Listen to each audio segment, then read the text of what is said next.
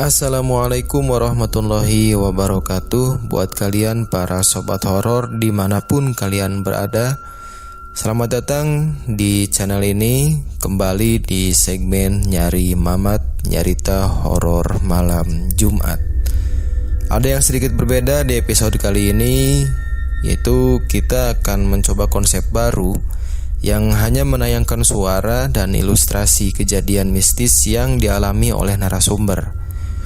Jadi konsep ini bakal lebih enak untuk didengarkan. Buat kalian yang suka konsep ini, jangan ragu untuk klik tombol like-nya. Dan buat kalian yang gak suka, jangan ragu untuk klik tombol dislike-nya. Share cerita horor yang ada di channel ini. Pastikan kalian sudah subscribe dan pastikan kalian sedang sendirian.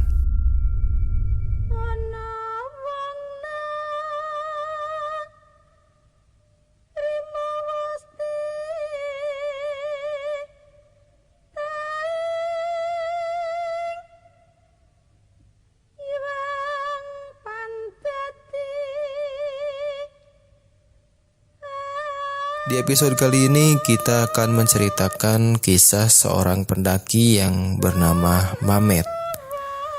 Dia mendaki Gunung Lawu dan dia mendapatkan sesuatu yang di luar dugaan. Sesuatu apa itu? Tanpa basa-basi lagi, kita langsung ke ceritanya. Enjoy the horror.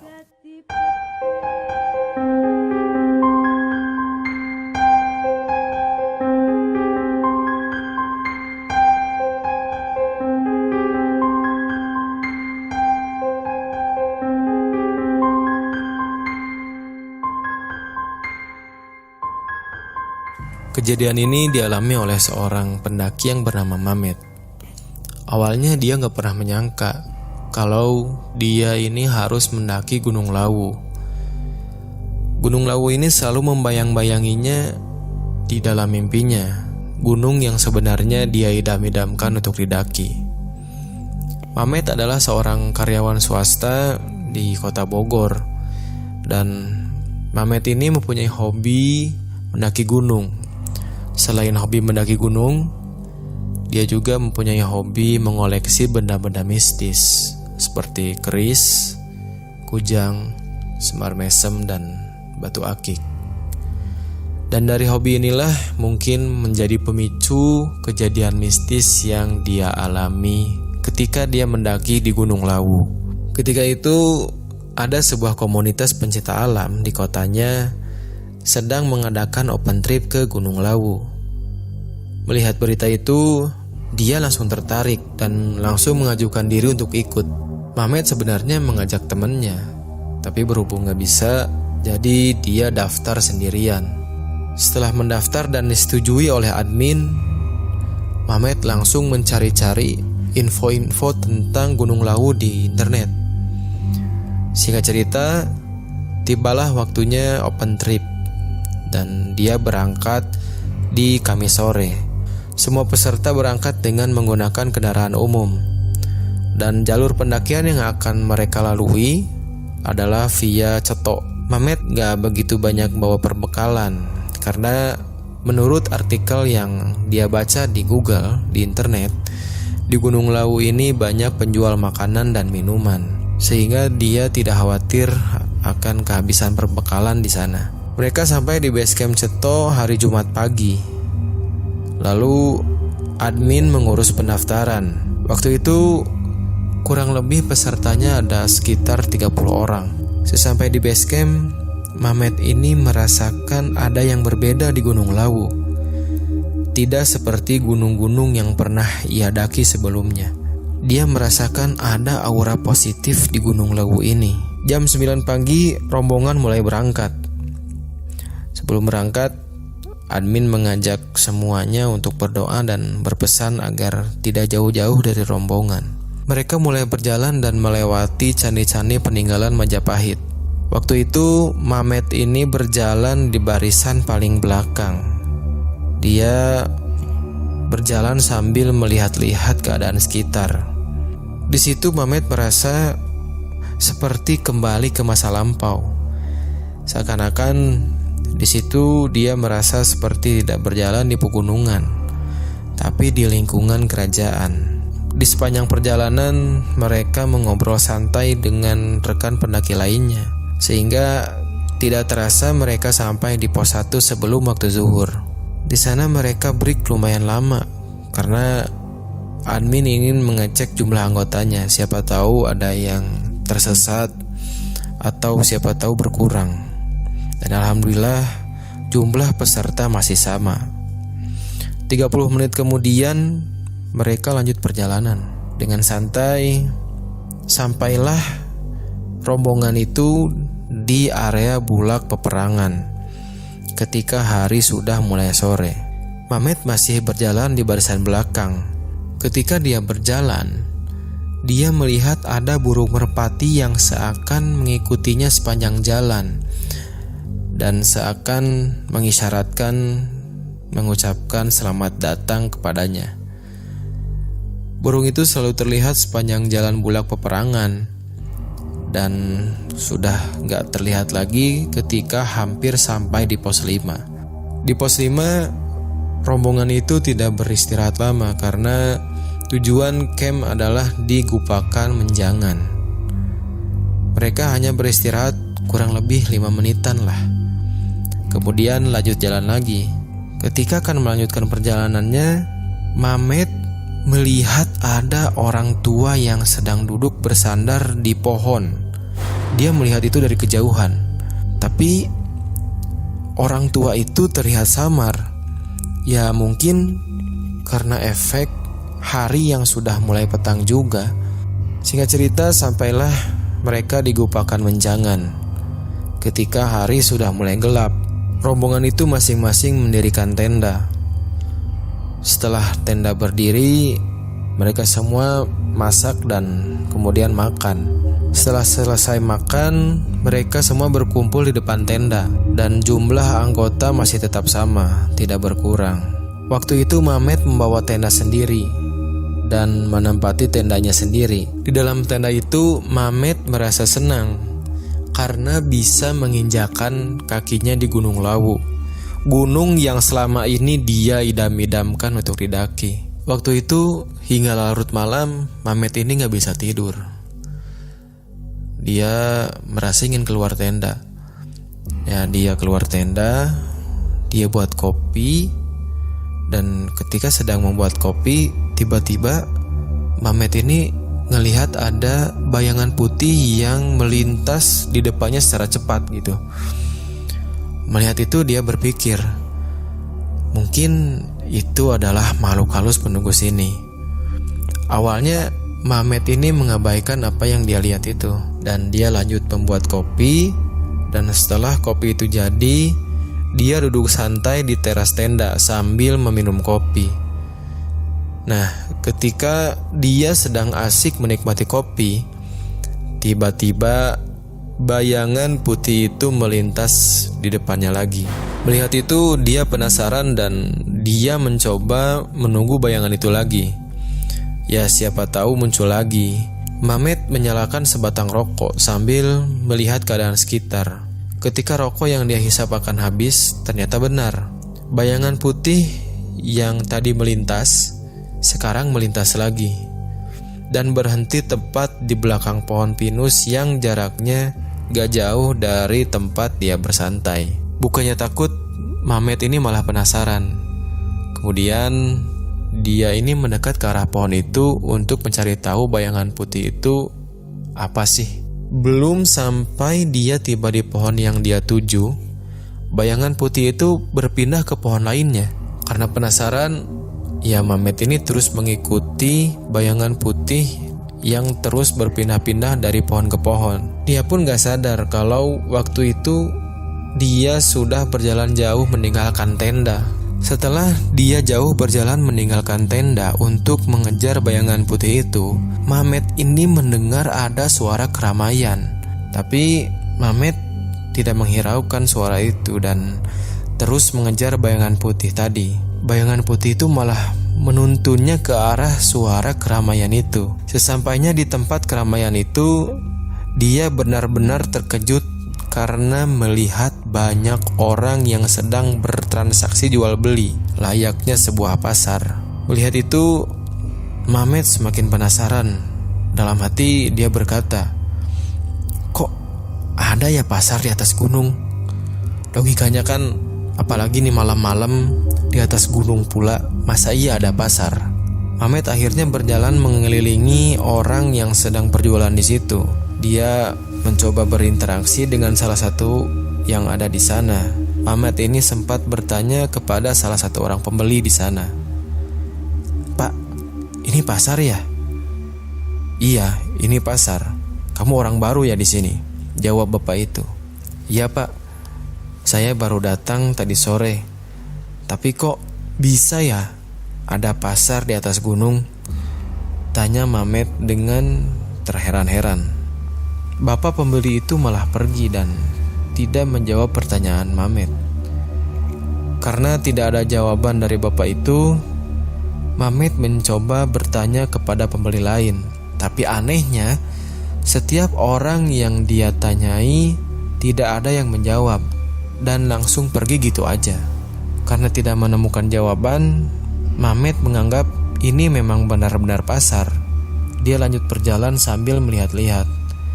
Di tengah perjalanan, Mamet melihat ada seorang kakek-kakek, yang mana kakek-kakek ini tuh yang mirip dengan orang tua yang dia lihat di bulak peperangan tadi.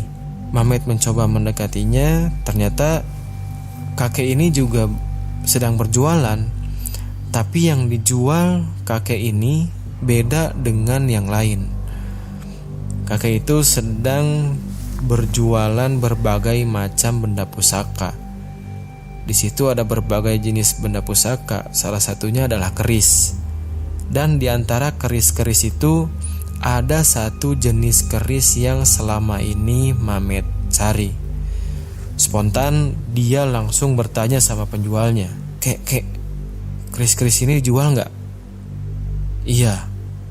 "Mau beli yang mana?" jawab kakek penjual keris itu. Lalu Mamet memegang keris yang dia inginkan sambil bertanya, "Yang ini di mahar berapa kek?" tanya Mamet. "Ini sebenarnya tidak kakek jual, tapi kalau kamu mau, kamu bisa membawanya," jawab kakek penjual keris itu dengan muka tertunduk. Iya kek, saya mau." "Maharnya berapa kek?"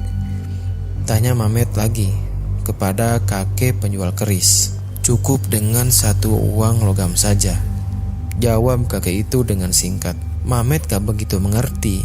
Lalu ia bertanya, "Maksudnya uang logam?" "Uang logam yang kamu punya itu sebagai maharnya," jawab kakek penjual keris itu. Lalu Mamet mengeluarkan dompet dan melihat ada 1 uang logam 500 rupiah. Dan dia bilang sama kakek itu, "Uang logam begini kek?" Kakek itu hanya menganggukkan kepalanya. Ya, Mamet langsung memberikan uang 500 perak itu kepada kakek itu dan pamit sambil membawa kerisnya. Baru beberapa langkah Mamet berjalan, tiba-tiba Mamet dipanggil oleh kakek penjual keris itu. Nak, tunggu dulu." Mendengar itu, Mamet berjalan kembali ke tempat kakek itu berjualan. "Ada apa kek?" "Nak, kakek pesan sesuatu. Tolong jaga benda ini baik-baik.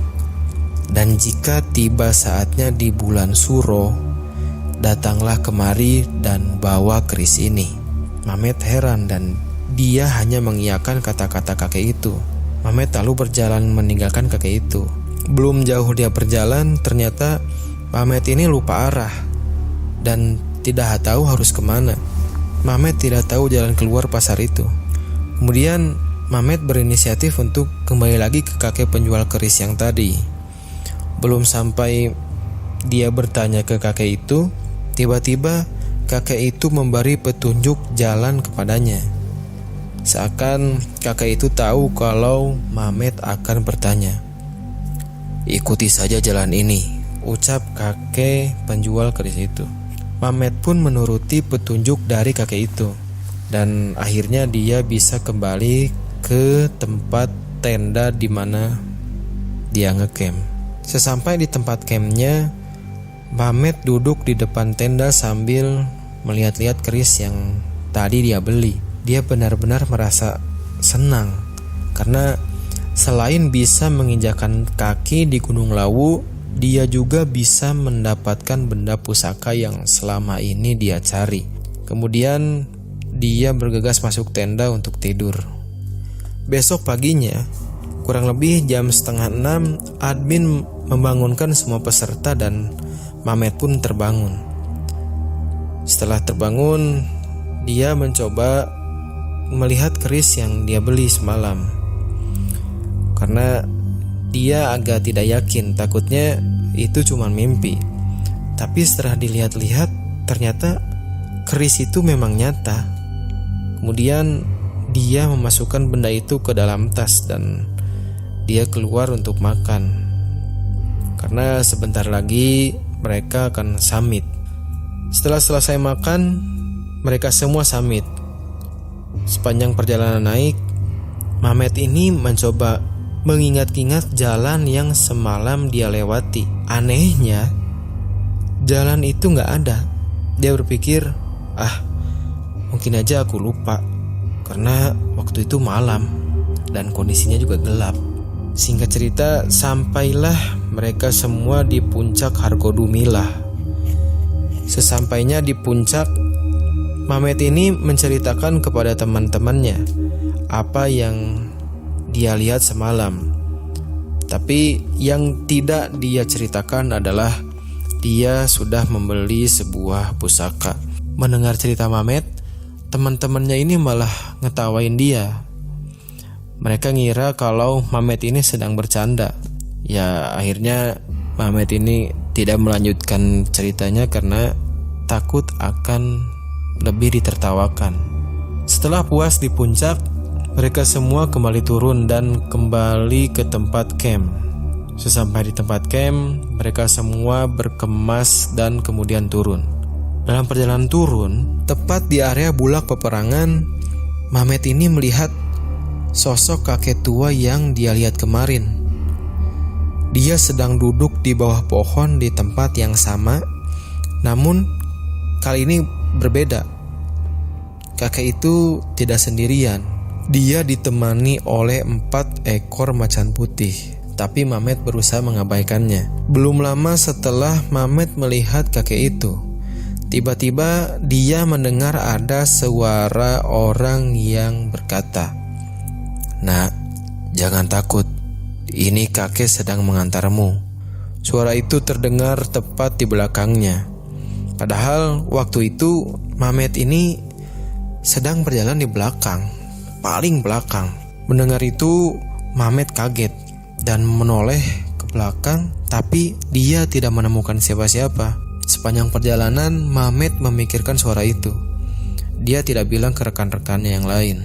Gak lama kemudian, Mamet ini kembali dikejutkan oleh 2 ekor macan putih yang sedang berjalan di sebelah kanan dan kirinya. Mengingat suara yang tadi, Mamet mencoba untuk tidak takut dan terus berjalan. Dan tiba-tiba dia mendengar ada suara jejak kaki yang sedang berjalan di belakangnya. Mamet pun menoleh ke belakang. Ternyata di belakangnya terdapat 2 ekor macan putih lainnya yang sedang berjalan. Jadi total yang mengikuti Mamet ini ada 4 ekor macan putih. Seketika dia teringat dengan apa yang dia lihat di bulak peperangan tadi. Ya, dia lihat ada seorang kakek tua yang ditemani 4 ekor macan putih. Dia pun berpikir dan menyimpulkan berarti suara yang tadi dia dengar itu adalah suara kakek itu, dan 4 ekor macan putih yang sedang mengikuti dia adalah macan yang bersama kakek itu. 4 macan itu terus berjalan mengikuti Mamet. Ketika Mamet berhenti, macan itu ikut berhenti. Ketika jalan, macan itu ikut jalan lagi. Teman-temannya mungkin tidak melihat keberadaan macan itu karena mereka terlihat biasa aja. Singkat cerita, sampailah rombongan itu kembali ke base camp. Sesampainya di base camp, tiba-tiba 2 ekor macan putih berjalan pergi meninggalkan Mamet dan menyisakan 2 ekor lainnya yang ada duduk tenang di sebelah Mamet. Ketika dia sedang duduk untuk melepas lelah, dia mendengar suara tanpa wujud. "Nak, 2 macan ini adalah penghuni dari pusaka yang kau bawa." Mendengar bisikan itu, spontan Mamet ini menoleh ke arah 2 macan yang sedang duduk tadi, tapi tiba-tiba 2 macan itu tidak ada. Di dalam perjalanan pulang, Mamet ini yakin kalau keris yang dia bawa ini bukan keris yang sembarangan. Dia mempunyai tugas untuk menjaga keris ini sampai datangnya bulan Suro dan membawanya kembali ke Gunung Lawu. Mamet ini masih bertanya-tanya, kenapa dia yang harus dititipkan oleh kakek itu. Singkat cerita, sampailah rombongan mereka ini di kota Bogor. Kurang lebih jam 2 malam. Setelah sampai Bogor, Mamet pun memutuskan untuk pulang. Sesampainya di rumah, dia langsung menaruh keris yang dia dapatkan dari Gunung Lawu itu ke dalam lemarinya. Kemudian dia memutuskan untuk tidur. Keesokan harinya, Mamet ini didatangi oleh salah satu temannya yang kemarin tidak bisa ikut ke Gunung Lawu. Aang namanya.